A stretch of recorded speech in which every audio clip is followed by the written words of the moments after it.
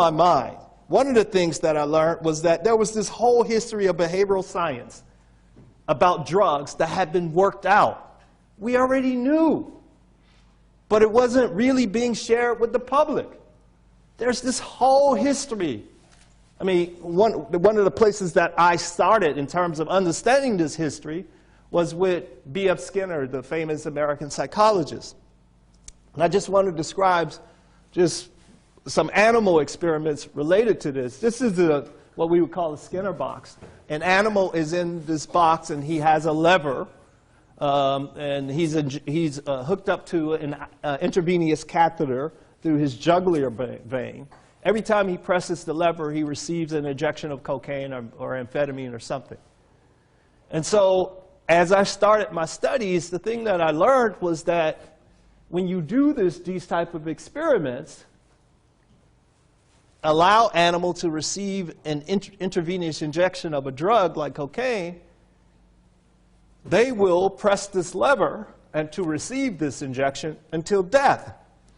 It's one of the first things I learned in my undergraduate education. But I didn't know that the animal didn't have anything in the cage besides its lever. He had nothing to do but press that lever. If you had nothing to do but press a lever to receive cocaine or amphetamine, what are you doing? I know what I'm doing. I mean, I don't even need the sort of isolation to select cocaine. But he had nothing. The animal had nothing. Of course they're selecting cocaine. But when you enrich that environment by putting another animal in there, particularly a sexually receptive animal in there, some sweet treats, some toys, they usually choose those other non-drug alternatives. But this wasn't part of the story that I was learning. But when I did learn it, we, myself along with colleagues, we thought we'd do some experiments with humans because we had heard all of these stories about crack cocaine users, that they would behave in ways like the animal. Only the animal in the isolated cage. They would only press the lever to receive another hit of crack cocaine. So we thought, okay, what if we brought some cocaine addicts into the lab? Addicts being those people who meet DSM criteria for substance use disorder. We brought these people into the lab, and we gave them alternatives. We found that some alternative as small as $5, which is about, what, 3 pounds or so, small as $5, the person would choose to take the money on at least on about half of those occasions. And when you increase, we replicated this experiment with methamphetamine. That's the new drug of concern in the United States. We replicated this with methamphetamine users, and they did the same thing. We increased the amount of money to something like $20. When you do that, this is the money, the $20, and this is the selection for drugs. When you do that, they almost never take drug. So what this told us that attractive alternatives consistently or robustly decrease drug-taking behaviors. It lets you know, or it let us know, that if you really wanted to alter people's behavior, there are some things that we can do in their environment, provide alternatives. That was one of the things that I learned that changed my thinking. Another thing that I learned that changed my thinking was that most of the people who use drugs don't have a problem. 80 to 90% of the people who use drugs don't have a problem. They are not addicted. 80 to 90% of the people. This was a message that was not being taught to me, was not being told to us. But these data we have known, certainly in the United States, for more than 40 years. I didn't know that most of the people who use drugs were not addicted. I didn't know that most of the people who use drugs took care of their families, paid their taxes, were responsible people. They were employed. And in the UK, sometimes they even become prime minister.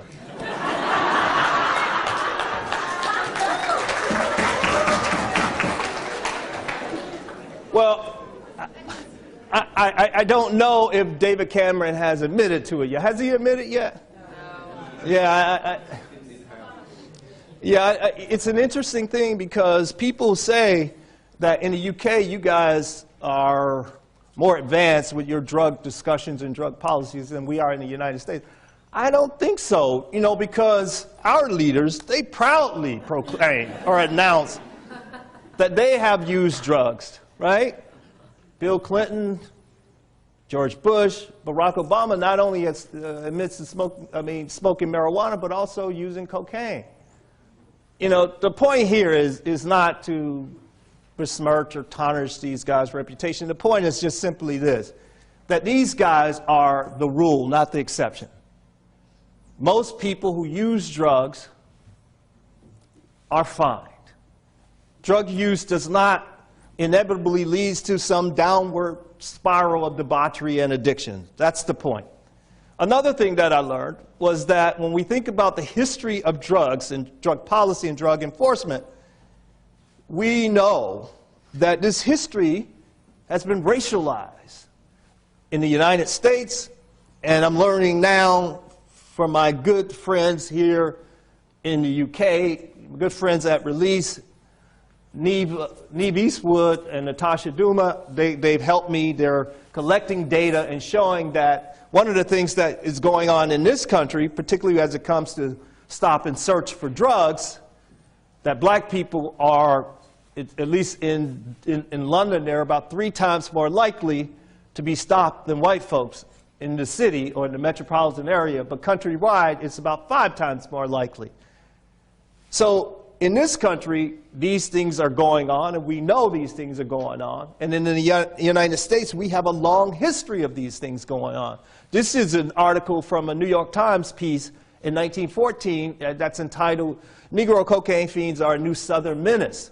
And in this article, some of the myths about drugs, about cocaine, are nicely summarized. One of the myths about cocaine was that black people, when they were snorting cocaine, they were unaffected by .32 caliber bullets. So you can shoot these folks and they keep coming because of the cocaine. They were unaffected by .32 caliber weapons, bullets. They also became better marksmen, so they could shoot better, and they became more murderous.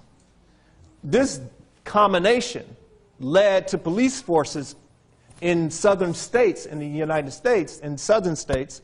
It led to them going to a higher caliber weapon to stop these guys on cocaine. Of course, we kind of laugh about this now, but these myths about drugs, they come back. They are recycled in slightly new forms, but they're the same types of myths.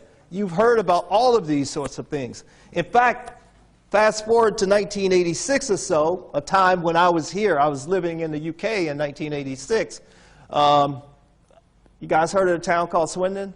I hear it's the hottest city in the UK. I lived in Swindon for about 2.5 years or so. I know many people. Has anybody been to Swindon here?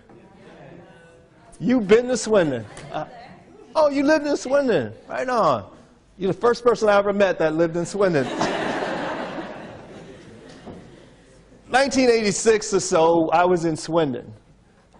In the United States, we were getting crazy about crack cocaine, this new form, smokable form of cocaine. And we said that it was like no other drug we ever seen. One hit, you were addicted, causing pregnant women to use the drugs, despite the fact that they were pregnant, causing all of this violence. As a result, our government passed some of the most draconian and strict drug laws that we had ever passed. These drug laws basically punished people who were caught for crack cocaine violations 100 times more harshly than those people who were caught for powder cocaine violations. And one of the results, after a few years, people started raising concerns about who were being arrested for these drug charges. And one of the results that we saw of this law was that this graph shows the percentage of people who were arrested under these laws, arrested and prosecuted. 80% of the people arrested under these laws and prosecuted under these laws were black. even though black people didn't make up the majority of crack cocaine users. Now, in order to, I want to take a step back and look at the sort of chemical structure of crack cocaine and powder cocaine to see if this sort of difference was justified. If you would, please focus your attention to the left. That's powder cocaine. Focus your attention to the right. That's crack cocaine. If you go back to the left and look at the red circle, that's a hydrochloride group. That hydrochloride group is on the powder cocaine and is there to keep the compound stable, meaning that you can't smoke it. That's it. But if you want to smoke it, you just remove that hydrochloride portion. Somebody figured out that if you mix cocaine up with water and baking soda, heat it up, dry it up, you can get rid of that salt, that hydrochloride portion. Now, as a result of this, the myth was that this made crack cocaine a lot more dangerous, potent, addictive than powder cocaine. But when the evidence came in, we, along with other people, did the studies. Turns out, crack cocaine and powder cocaine are the same drug. It's true that crack cocaine's effects are more intense than snorting powder cocaine. But when you dissolve powder cocaine in water and inject it, they produce the same, the effects are the same as those produced by crack cocaine. Same intensity of effects. They are the same drug. The scientific evidence has been in for some time, and we know this. Yet the law remained the same. So in 2007, when presidential candidate Barack Obama was running to be our president, he said this about that differential treatment. He was not happy about the differential treatment. He said that judges think that's wrong, Republicans think that's wrong, Democrats think that's wrong, and yet it's been approved by Republican and Democratic presidents because no one has been willing to brave the politics and make it right. That will end when I'm president. The question becomes, did it end? He did get elected in 2008, by the way. Did it end? Not no, but hell no. It didn't end, but one of the things that happened was that the law was modified such that crack cocaine violations were now punished only 18 times more harshly than crack cocaine violations were punished 18 times more harshly than powder cocaine. Is that justified based on the science? No, of course it's not justified, but it continues to be the same to this day, even though we know it's wrong. And it continues to be the law of the land, even though we know that even today, more than 80% of the people arrested under these laws are black in the United States. And it continues today. So we will move on to another drug that we're concerned about in the United States. This is methamphetamine. Now, methamphetamine is our sort of new crack. And the people who are punished for methamphetamine in the United States primarily are white. Poor white people in rural America. Another group that we don't particularly care for in the United States. So there have been a number of things said about methamphetamine, a number of myths. The drug has a unique pharmacological profile. When I say unique pharmacological profile, I mean that it's like no drug that we have ever seen before. It's more addictive than any drug that we've seen before. All of the same things we said about crack cocaine. We also say that this drug causes brain damage, that it causes impairments in cognitive function. Again, let's look at the chemical structure of methamphetamine. Focus your attention on the left. That's amphetamine. On the right, that's methamphetamine. Back to the right, if you will, the only difference between the two compounds is this methyl group. And this methyl group is said to make methamphetamine more potent, more addictive, more dangerous. We heard this story before with crack, right? So one of the things that we wanted to do in the lab was simply compare the two drugs with each other. By the way, amphetamine is a drug that's commonly used to treat attention deficit disorder in the United States and around the world. It's also used to treat narcolepsy. This drug in the United States is a popular sort of prescription medication. So we wanted to know whether or not these drugs were different, or how they were different. And so we ran a simple experiment. Other people, since 1971, beginning in 1971, had shown that when you gave the two drugs under double-blind conditions, oral doses of the drug, oral doses up to 30 milligrams, the two drugs produce identical effects. Other people had shown that. So one of the things we wanted to know, well, maybe if you give the drug via a route of administration that's associated with abuse, maybe you get differential effects. So we did a study in which we gave the drug intranasally, and we pushed the dose to 50 milligrams. So we increased the dose, and thinking that, okay, we'll see if there are differences. Maybe that's where the major difference is at in terms of when the drug is used via a route that's used related to abuse. So I want to just orient you to this slide just quickly. On the y-axis here, this is just a dependent measure. In this case, this is systolic blood pressure. In the black are data for placebo. In the light green are data for 12 milligrams of low dose of amphetamine. The dark green, low dose methamphetamine. Light red, high dose 50 milligrams amphetamine.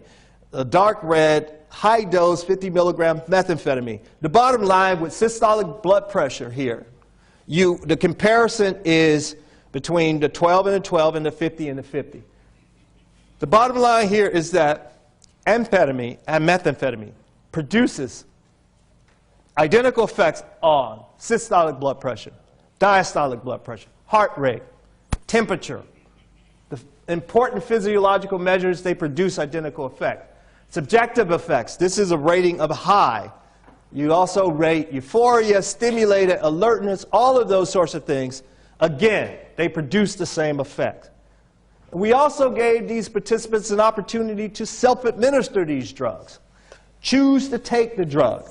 If somebody had a choice to take amphetamine versus methamphetamine, would they take one drug more than the other? Again, they produce the same effect. Bottom line is that the notion that methamphetamine has a unique pharmacological profile is just simply not supported by evidence. Let's now look at this information related to methamphetamine causes cognitive impairment and brain damage. I did a review, I published a review back in 2012 that systematically looked at the literature, brain imaging literature, and the cognitive functioning literature. When you look for cognitive differences in cognitive functioning, there is an important thing that we must do, and it's oftentimes not done in the scientific literature. If you're going to talk about impairments, you have to compare the scores of the group that you're testing with scores from a normative database adjusting for age and education. Does everybody understand that? It's a simple sort of requirement. You won't be testing 10-year-olds against college graduates, right? Or you won't be comparing you will not compare cognitive functioning of a high school graduate with a college graduate or university graduate. You wouldn't do that. That's inappropriate. The same is true with different ages, because we know these two variables impact cognitive performance. But that doesn't happen in the literature. Oftentimes you see these sort of disparities in comparison of groups. Now, that's an important thing I just want you to keep in mind as we think about the cognitive functioning.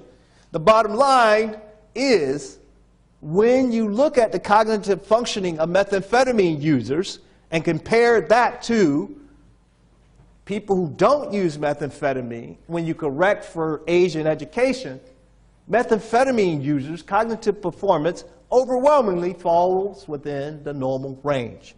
And when we think about brain imaging, that's another area where we have seen a lot of work in terms of drugs. Methamphetamine has been one of the major drugs that we've looked at. If you focus your attention on the left side of this graph, this is a graph, a brain imaging graph.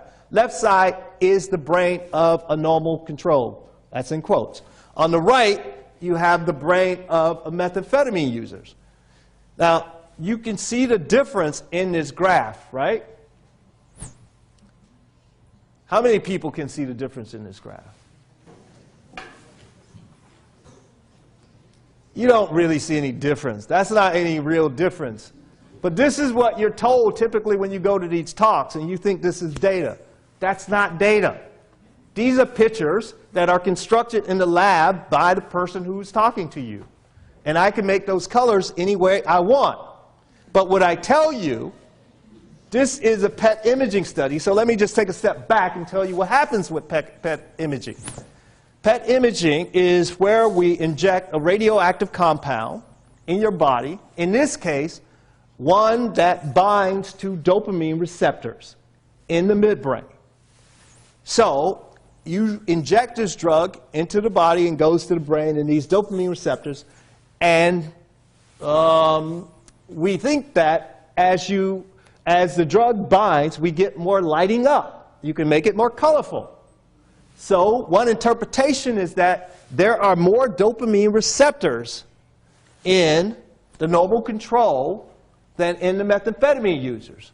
Therefore, the methamphetamine users have caused some sort of damage such that they have less dopamine receptors than the normal control. So methamphetamine caused this damage.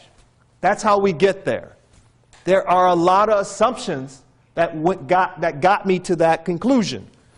There are a lot of flawed assumptions, or there are potentially flawed assumptions, because you might see less binding simply because there is a downregulation of those receptors.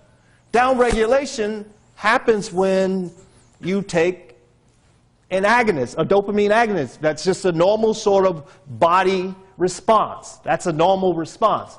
It doesn't mean that there's a toxic effect, but that could be one of the things that's happening. I don't know. We would have to do more work to figure that out. But again, I won't make that conclusion, nor will I make the conclusion that we have seen damage here, especially when you look at the actual data. These are the actual data from those kind of pictures. Here is the data. On the right, on the left, here you see in the circles are data from the controls. In the triangles, you see the data from the methamphetamine users. And these are brain regions, the brain regions throughout the midbrain. This is the caudate nucleus, anterior putamen, posterior putamen. These are dopamine-rich regions. So if you look at this graph, one of the things that you can see is that the normal controls consistently have higher binding potentials, that's what we call it, higher binding potentials than the methamphetamine users. That's one of the things you see. Another thing you see in the graph is that there is considerable overlap between the methamphetamine users and the controls. You can see that there are some methamphetamine users who have higher binding potentials than some of the controls. So you see this wide range of overlap. Another thing that we don't know from these graphs is that you only take a picture typically at one moment in time. We don't know whether or not these effects or this picture was the same before people started using methamphetamine. We don't know that because we took pictures at one moment in time. So when you think about so as I put the whole picture together in my review, I concluded that cognitive functioning and brain sort of imaging data showed that the methamphetamine users were overwhelmingly in the normal range. But despite this, interpretations of these findings by researchers were consistently pathological. They were consistently negative. And so one of the things that I had to ask myself as I wrote this paper was, why was this happening? Why do we see this sort of consistent negative interpretation in the drug abuse literature, or the drug use literature? Well, so I had to look at myself as a scientist and think about our training. I had to think about a number of things. But one of the most important things that I thought about was our funding. And we are funded by the National Institute on Drug Abuse, U.S. National Institute on Drug Abuse funds about 90% of all the world's research as it relates to these drugs that we're talking about. Did you all hear me? 90% of the world's research. That's a massive amount. So the question becomes, well, what is their mission? What is their focus? Well, their mission and focus is to focus on pathology, the bad things that happens related to drugs. So remember at the beginning of the talk I told you that I discovered, along my studies, that 80 to 90% of the people who use drugs don't have a problem. They go to work and they have some mundane, boring experience about their drug use. Experiences that don't make it into documentary films or into bad TV shows or into newspaper articles that are salacious and incredible, incredible being unbelievable, right? They don't make it into these experiences.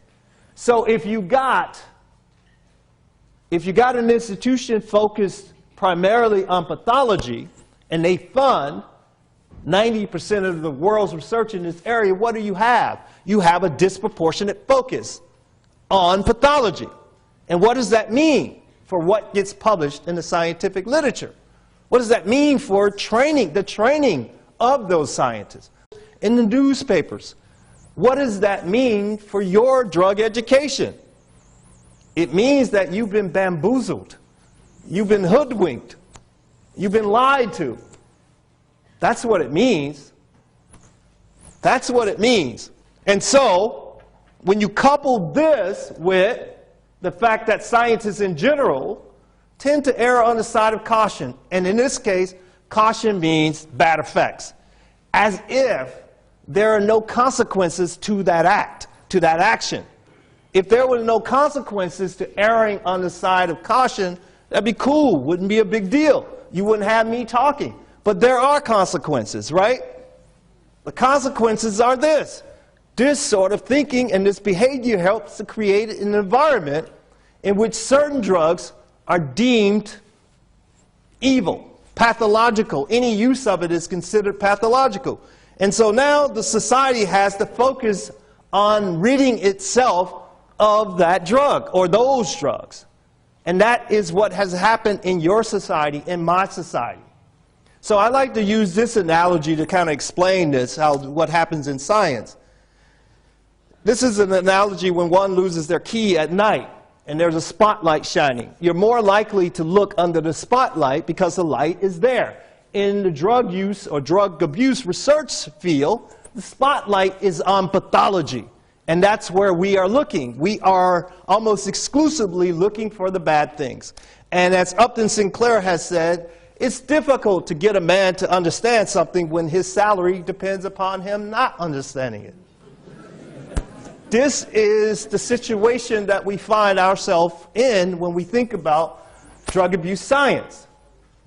This situation has had multiple negative impacts, but I just want to talk about one right here, right now, as I think about this. I think about drug education. I think about the fact that we know that every year there will be people trying drugs for the first time. Surveys that we have conducted in our country, in your country, for the past 5 decades, we know that. We know there will be a number of people who try drugs for the first time. If these drugs are so evil and we have to rid ourselves of society, that means we can't teach people how to use these drugs. We can't teach people how to be safe. And that's what we do. We don't do it. We just simply ignore it. Now, I want to show you a clip of an embarrassing situation for a police officer because he didn't get the proper education for something as simple as marijuana. So let me just show you this clip, and then we can have a conversation. A councilman from Dearborn, Michigan is outraged over a 911 call. He wants to know why no charges have been filed against a police officer who admits to confiscating confiscating marijuana from suspects and then baking it in brownies. And when he and his wife were full and high, they thought they'd overdosed and called 911. I think I've had an overdose and killed my wife. Overdose of what? Marijuana. So I don't know if it has something in it. Can you please send a rescue? You guys have fever or anything? No, I think we're dying. I don't know, we made coffee. I think we're dead. I just don't like really cool. Instead of being charged, the police department let the officer resign. His wife was not. So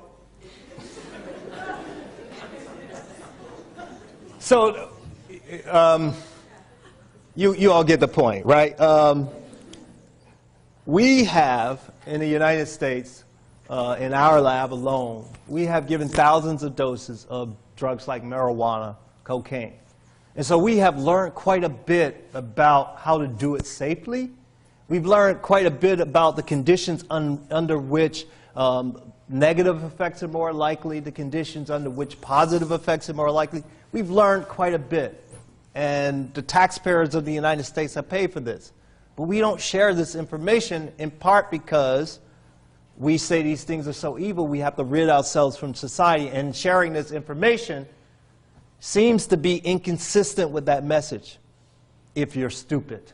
So we don't share that information. Now, I think about all the things that I have learned from my studies. There is nothing more clear to me than this fact. Drug effects are predictable. If you know a few factors, the dose, if you know something about how much you're taking, novice, new users, infrequent users, you should take lower doses. Crawl before walking. This is a simple message we can teach kids. It's simple. If you simply teach kids this message, you increase the likelihood of keeping them safe. This is just one simple message. Another sort of simple thing that we learned from our lab studies, and other people have learned this, is that the user's experience is critically important. Whether or not the person has developed tolerance. Tolerance, oftentimes when we think about the DSM or the ICD-10, I believe it is now, when we think about those sort of manuals, tolerance is talked about as if it's a bad thing. Tolerance is a good thing. It is protective. If someone has tolerance, you decrease the likelihood of them getting in trouble with drugs. We've known this from animal experiments. We know this from humans. Another thing we've learned is that the environment is critically important. Environment plays a role in altering or mediating or modulating drug effects. If people are whether people are getting high alone, by themselves, or with somebody with experience. All of these things are critically important. You want to make sure that people are using these substances in an environment that is not anxiety-provoking. That's critically important, because that anxiety-provoking environment could lead to a dangerous situation, a more dangerous situation. You want to know something about running, for example. The effects won't be felt for an hour or an hour and a half later. And we know police interactions with black boys, especially, black women as well, are not predictable. Whereas drug effects are predictable. I know how to keep my kids safe with drugs. Those simple, basic lessons that we just talked about. But with the police, I don't know what to say. Don't interact with them. That's what I said. And we have multiple examples in the United States. You all probably know about Trayvon Martin. He wasn't interacting with the police, but some guy who was a security sort of watchman thought that he was high, thought that he was taking some drug. There's another guy in the Bronx about the same time period, Ramarley Graham.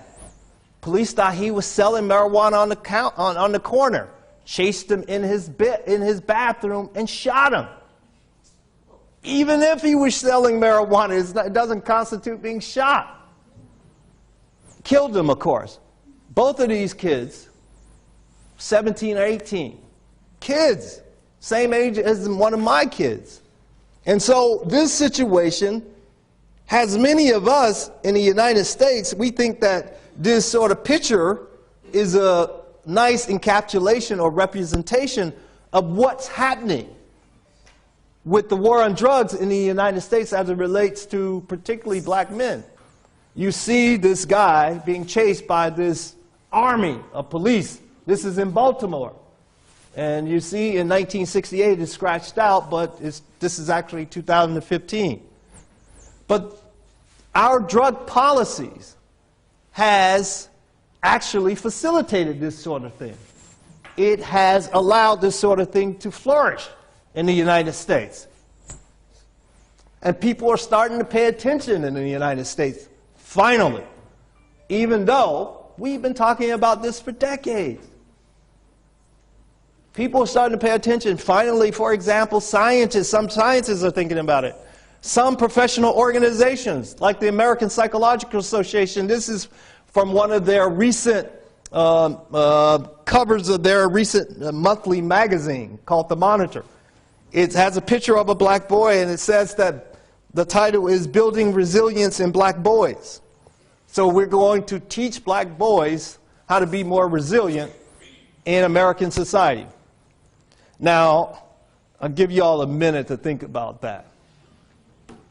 So the American Psychological Association, organization that has more psychologists than any other organization around the world, a lot of smart people. Their solution is to build resilience in black boys. You have a sick society and you're going to build resilience in black boys. That seemed misguided to me. That is disturbingly misguided. They should be out with their bully pulpit yelling about how sick the society is. But yet they're going to build resilience in black boys. I would not allow them to talk to my black boy if you don't understand this. But this is the kind of thing that happens in the United States, where we have misplaced where the focus should be. And somebody like me who observes society and acutely aware and plugged in and concerned about people, you know, as I walked, particularly, I'm seeing the group that's catching hell.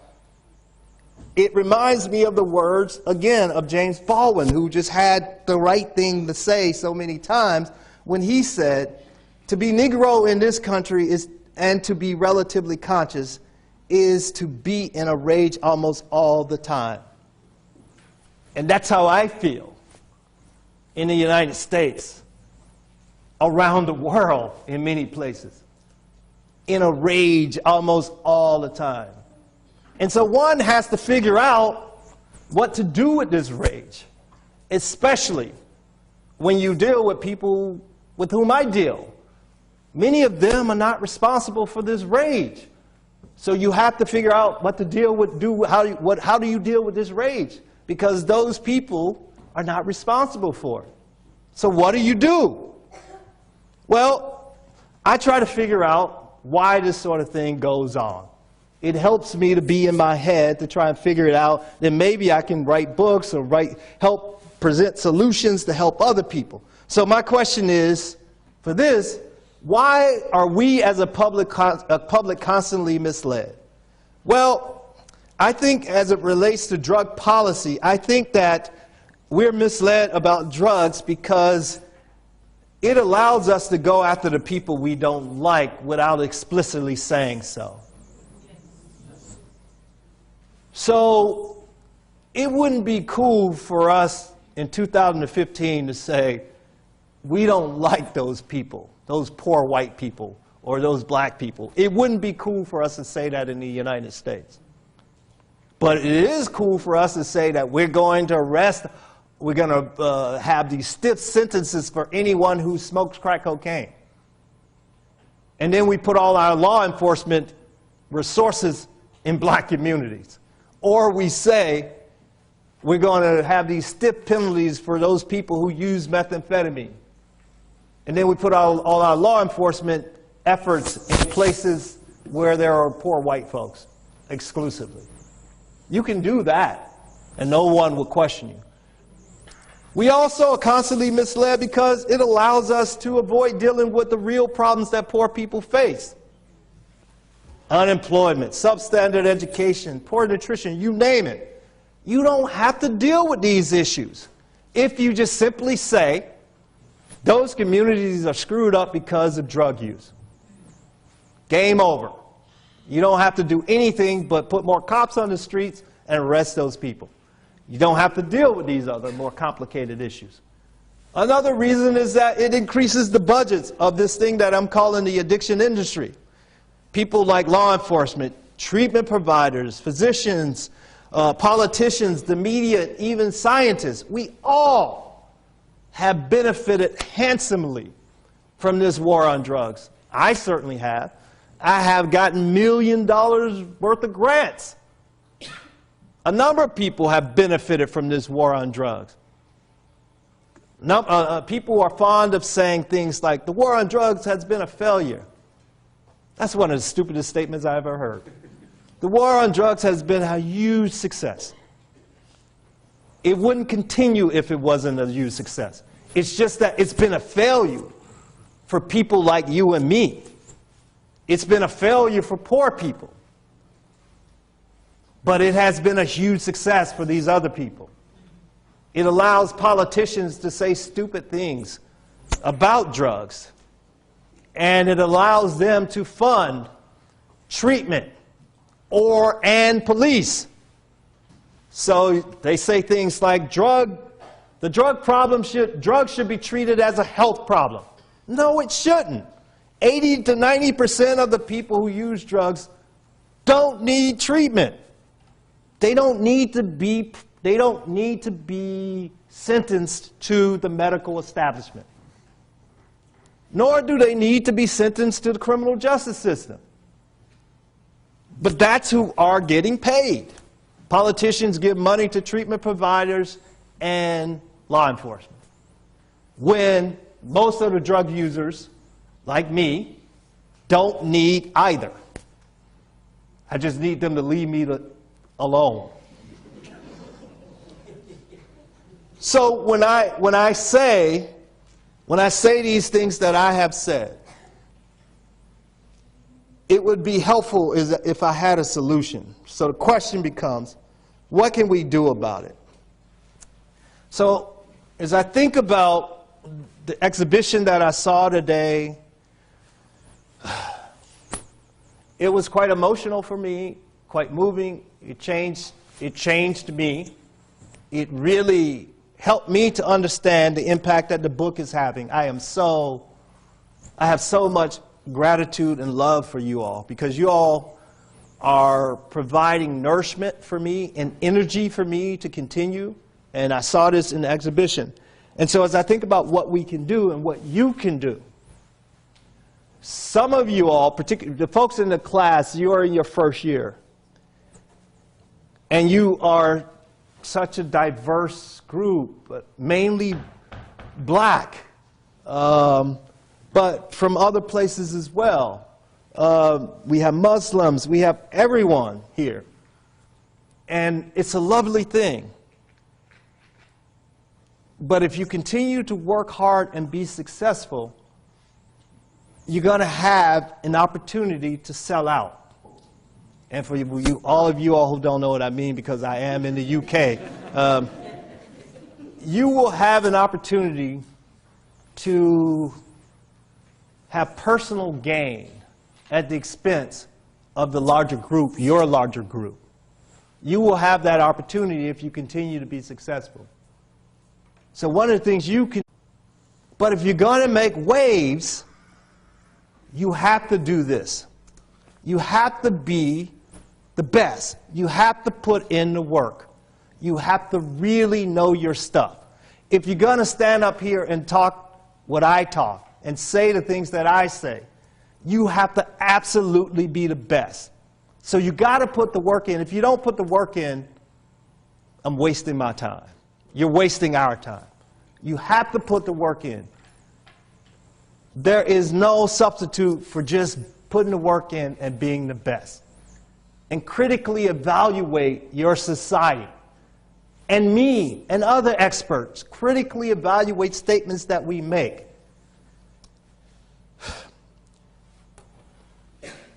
And some of you who are not in the class especially, you ask, what can you do? You can get out of the closet about your drug use. The typical drug users that we see in these movies, in these documentaries, on TV, are the persons who are experiencing all kinds of problems. And usually the problems are not even caused by the drugs. They had the problems before the drugs. So we have to change the narrative such that people understand that the majority of drug users are responsible, are working, are taking care of their family. They are you. They certainly are me. So you have to get out of the closet. If you're not out of the closet, the narrative doesn't change. And you have to call out racial discrimination.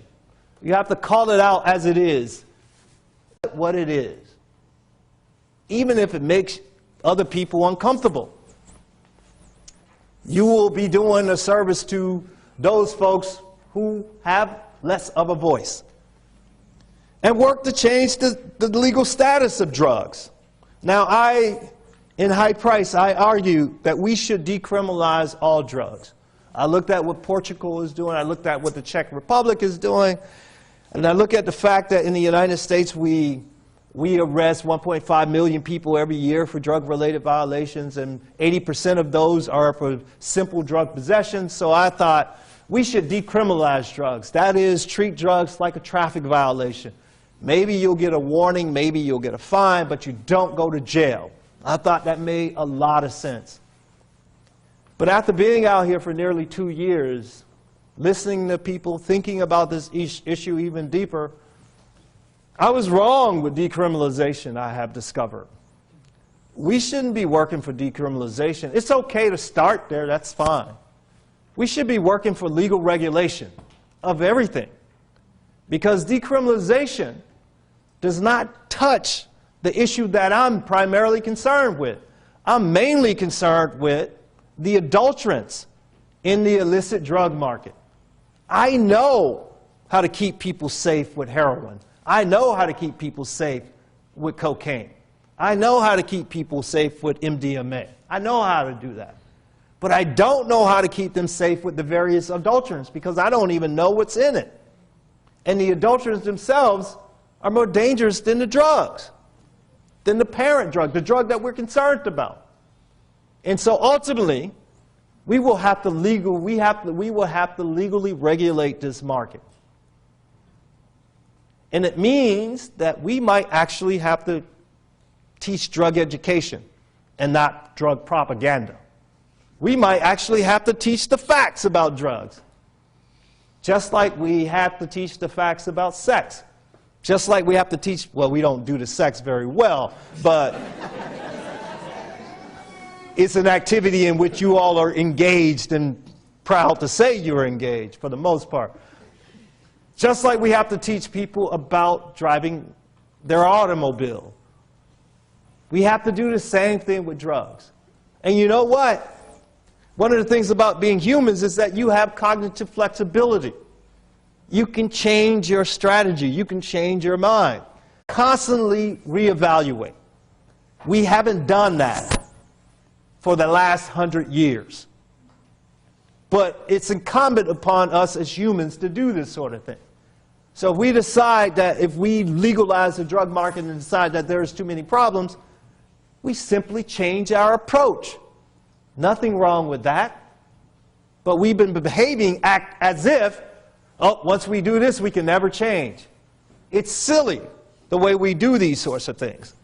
I think I should make that my final point and end so we can have questions because I think we have run overtime as it is. Thank you for your attention.